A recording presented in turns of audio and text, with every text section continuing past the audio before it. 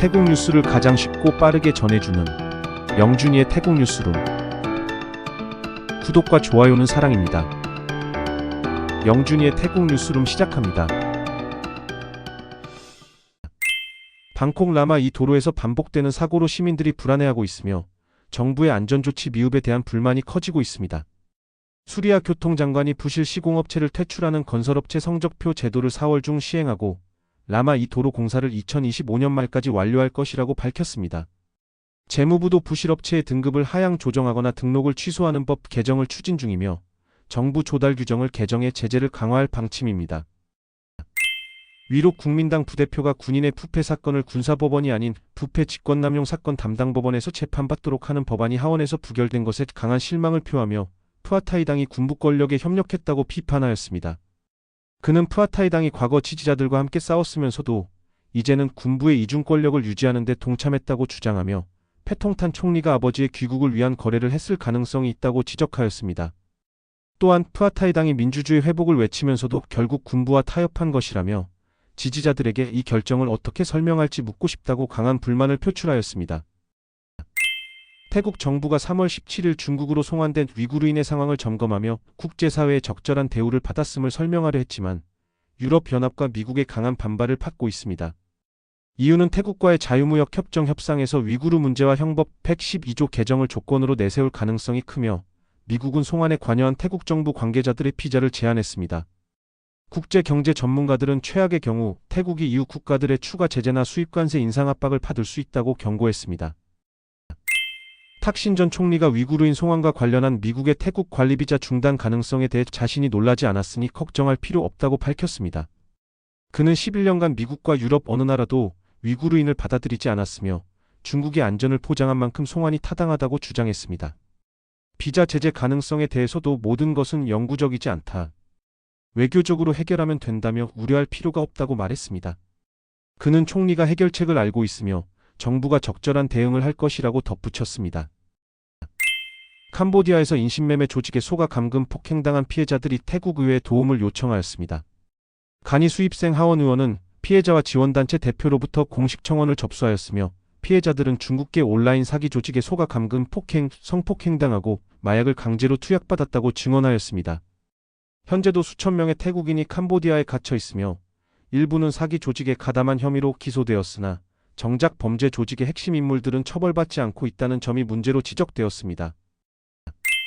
롬 국민당 부대표가 정부가 불신임한 토론 시간을 제한하려는 움직임에 대해 비판하며 패통탄 총리가 자신의 업적에 자신이 있다면 긴 토론을 두려워할 필요가 없다고 주장하였습니다. 그는 3월 19일 여야 원내대표 회의에서 최종 합의가 가능할 것이라면서도 정부가 야당의 의견을 존중해야 한다고 강조하였습니다. 또한 여당이 제안한 야당 23시간, 여당 7시간 토론 배분안에 동의할 수 없다며 총리는 충분한 시간을 갖고 국회에서 직접 야당의 의혹을 해명해야 한다고 촉구하였습니다. 에너지 기업 걸프가 가정용 태양광 발전 패키지를 출시하고 AIS와 협력해 전국 AIS 매장에서 판매를 시작했습니다. 원스톱 서비스로 상담, 설계, 설치, 유지 보수를 제공하며 AI 및 사물인터넷 기반 에너지 관리 시스템을 통해 최대 30년간 안정적인 전력 공급을 보장합니다. AIS 고객은 최대 1만 3천 바트 할인과 다양한 할부 옵션을 제공받으며 3년간 무료 유지 보수와 최대 100만 바트 화재 보험도 포함됩니다. 태국 투자위원회가 총 2천억 바트 규모의 4개 대형 인프라 프로젝트를 승인했습니다. 여기에는 1,092억 바트 규모의 오렌지 라인 전철 사업 및 태국, 중국, 싱가포르 기업이 주도하는 세계 데이터 센터 건설이 포함되며 태국을 동남아 디지털 허브로 발전시키는 데 기여할 전망입니다.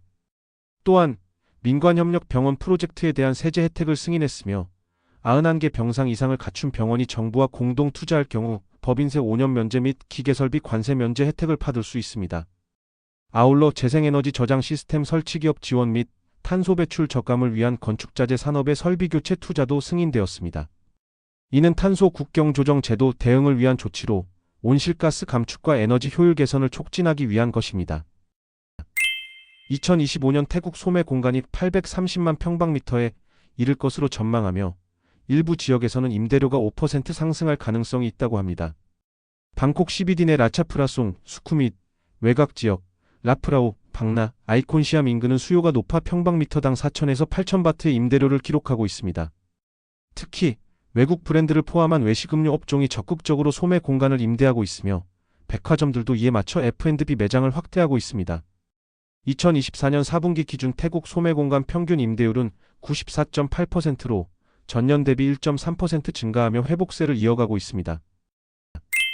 우주기술개발청이 3월 16일 위성 데이터 분석 결과 태국 내 1,474개의 화재 열점이 발생했다고 밝혔습니다. 주요 지역은 보호구역 642곳, 국유림 475곳, 농업지역 167곳 등이며 미얀마에서는 7,134곳으로 가장 많은 화재가 확인되었습니다. 북부 지역 산불이 심각하며 치앙마이 도이떠우 국립공원에서 1화 이상의 피해가 발생했습니다. 이로 인해 치앙마이 도심의 미세먼지 농도는 건강에 해로운 수준을 기록했으며 3월 16일에는 전 세계 대기오염 도시 1위에 올랐습니다. 한편 치앙라이에서는 산불이 농경지에서 국립공원으로 확산되었으며 당국이 주민들과 함께 진화 작업을 진행 중입니다. 환경당국은 산불 방지 홍보를 강화하고 있으며 북부 전역에서 PM2.5 농도가 기준치를 초과했습니다. 특히 치앙라이 메사이 지역이 가장 높은 수치를 기록했습니다. 태국 경찰은 파타야에서 태국인을 폭행한 35세 외국인 남성을 3월 17일 체포하였습니다. 사건은 3월 15일 밤 발생했으며 온라인 영상에는 외국인이 태국인의 얼굴을 발로 차는 장면이 포착되었습니다. 용의자는 충돌 사고 후 피해자가 헬멧으로 자신을 때려 싸움이 커졌다고 진술하였습니다. 경찰은 폭행 혐의를 적용하고 법적 절차를 진행할 예정이라고 밝혔습니다. 기상청이 3월 17일에서 31일 폭염과 봄철 돌풍이 번갈아 나타날 것이라고 전망하였습니다. 3월 17일, 20일 북동부로 찬 공기가 유입되며 대기 불안정이 심화됩니다. 북부 저기압과 만나면서 중부, 동부, 방콕, 남부 일부에서 강풍을 동반한 돌풍이 발생할 가능성이 큽니다. 특히 3월 17일은 강한 바람과 돌풍을 주의해야 하며 22일까지 기온이 5도에서 8도 급강하할 수 있다고 합니다. 이번 여름은 작년보다 기온이 낮겠지만 돌발적인 폭풍과 뇌우가 잦을 것으로 예상되므로 주의가 필요하다고 합니다.